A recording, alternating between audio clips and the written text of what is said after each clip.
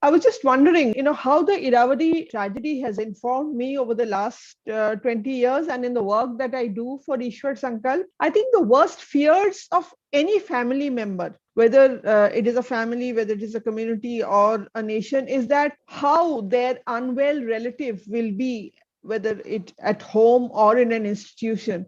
And the maximum fear is that of losing him or her at some point to a tragedy. I think that is a fear that every family member will experience. Hence, Irrawaddy has been the worst that can happen to any family, to any person who is unwell, and to any nation. And yet, we see that hundreds of persons who have lost themselves to chronic psychosis, schizophrenia, are on the streets of India. The homeless, mentally ill, who have got lost from their families. They are lost to the state administration. No one knows who they are.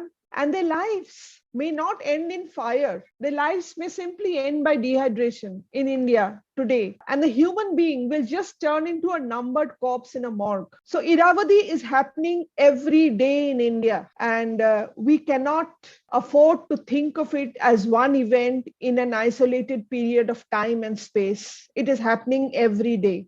This is where Iswar Sankalpa has chosen to work, in the sense that we work in the open community, where the choice to take treatment and the power to refuse treatment lies with the person who is unwell. So we create proxy families around the homeless persons with acute mental illness who offer companionship to this person.